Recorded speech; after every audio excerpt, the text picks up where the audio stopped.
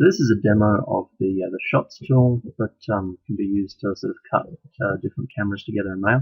I'm just going to load it up. So when you first load it up, this is what it looks like. It's just sort of an empty, really sort of basic UI.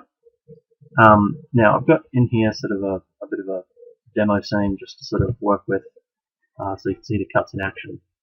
Now, so in here, this big sort of rectangle here is basically our timeline. You can see that sort of the red thing represents our current time, and you can see here it just says right click to add shots, right? So if we go in here and we say we want to create a shot, you can see that it creates this sort of shot widget. We can go through and really quickly just sort of throw down some shots, but you'll see in there that each one of these sort of squares that represents a shot says it's got no camera.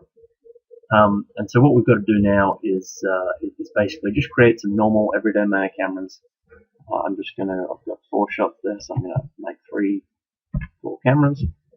And then so if we right click, we can just change the shot camera to whichever camera we want.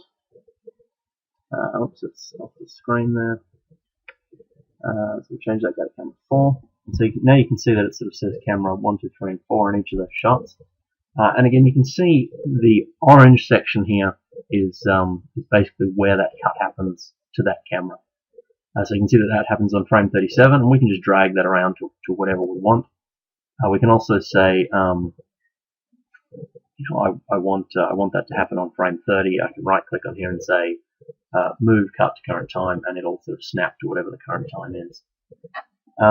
So now this checkbox here, if we've got that turned on, you'll see that as the time changes, our viewport down here, if you look at our viewport, if you watch that, you'll see that it changes to whatever the camera for the current cut is.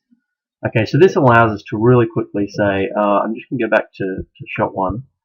I'm going to use just my normal everyday viewport tools to place shot 1, and maybe we've got a nice sort of low close-up shot on this character here or whatever. We can select our camera. We can also right-click here and say select camera. We can open up our channel box.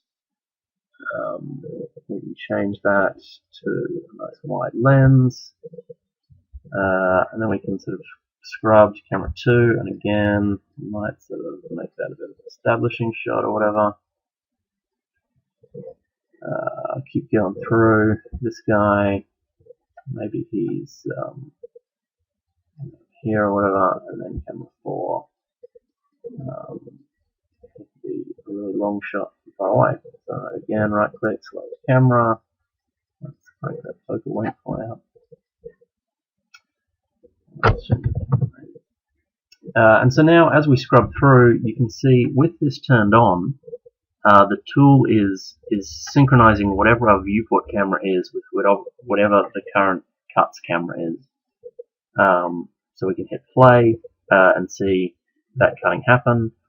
We can right click in here and do a play blast, and it'll do the same thing. And so basically it just allows you to really easily sort of cut together sequences of cameras in your scene.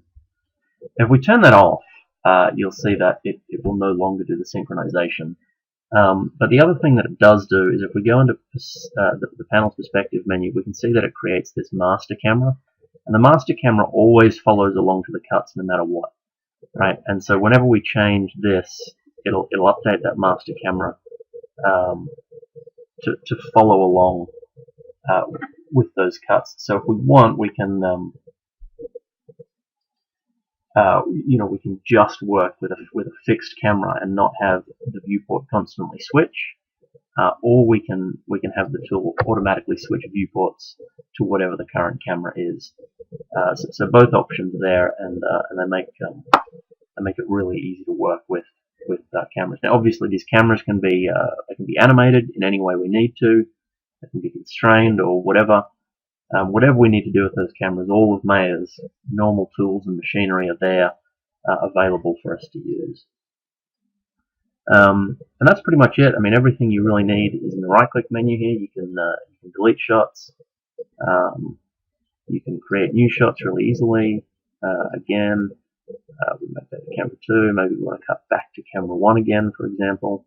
And then you can see there that it's cutting back to camera 1 here. Anyway, that's about it. Enjoy.